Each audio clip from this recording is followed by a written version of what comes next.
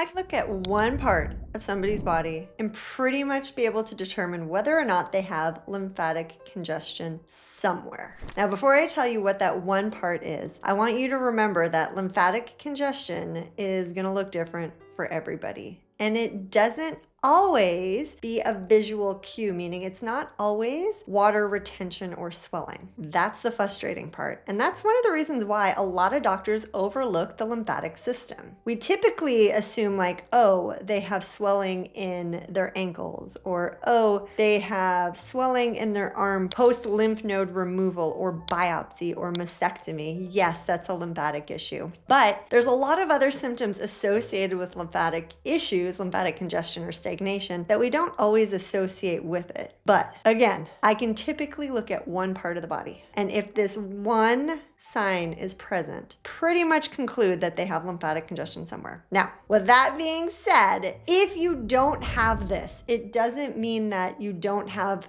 lymphatic congestion. It just means that if you do have this, you more than likely have lymphatic congestion. So let's jump into it. What is it? Where am I looking? I'm looking at the individual's collarbones. Yep, these right here, your clavicles, your collarbones. If when I'm looking at somebody's collarbones and they are puffy above or even below, I can pretty much conclude that there is some form of lymphatic congestion somewhere in their body. Now, why? You might be like, collarbones, what the heck do collarbones have to do with lymphatic congestion? And why is that one part or that one location super specific? Let me tell you, our collarbones right above it in this triangular dip that I'm creating between my collarbone, my SCM, and my traps, that is where all of our lymphatic fluid drains. Now, here's the crazy part. We can have swelling on one side and not the other. And it's because each collarbone drains a different part of the body. So if we have congestion on the right side, the right collarbone above or below, we can pretty much conclude that there's gonna be some form of congestion somewhere on the right side of the face,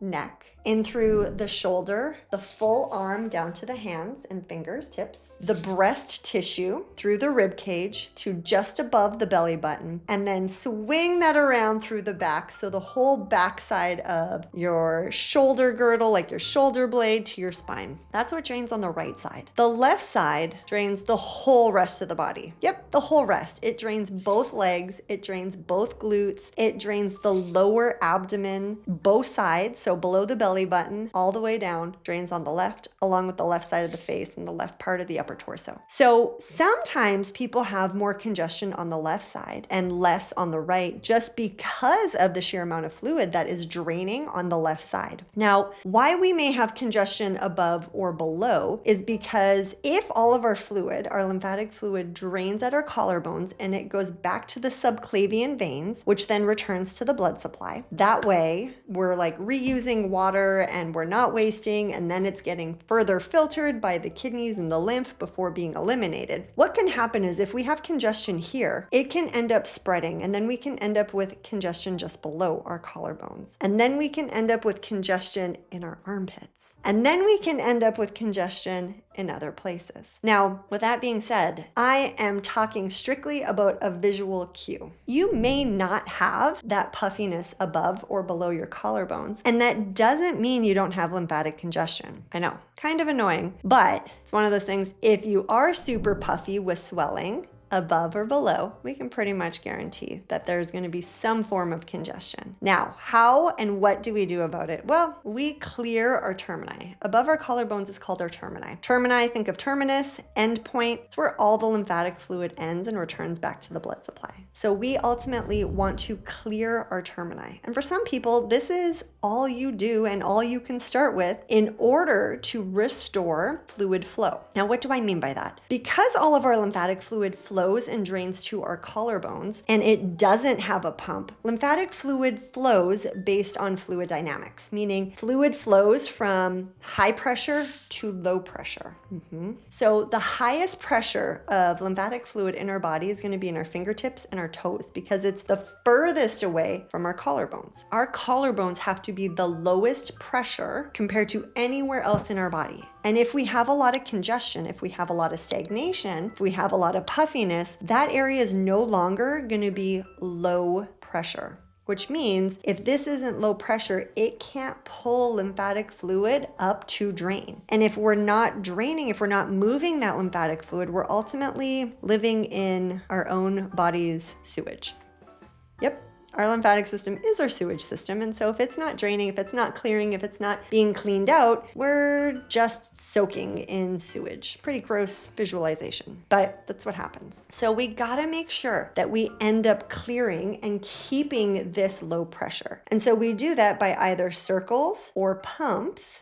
Gentle, super gentle, 1 pump about every second. We're not going fast. We want a little bit of stretch and a little bit of pressure in order to clear this area. And you're gonna do anywhere between 10 to 50. Now, for some of you, it may be tender because when we have swelling is inflammation. It's inflammatory. It's actually our body's protective mechanism because when we have an injury or when there's an issue, swelling comes in to try and heal. The problem is when we have swelling there for too long, it ends up causing the opposite. It starts to break things down. So what we have to do is we have to clear this area by gently moving it. And as we clear it, like I said, it may be uncomfortable. So you may have to do less and work your way up, but ultimately, we want to start to clear this fluid so that the fluid everywhere else in our body can start to drain and move. So what I want you to do is I want you to go look at yourself in the mirror. I want you to take a look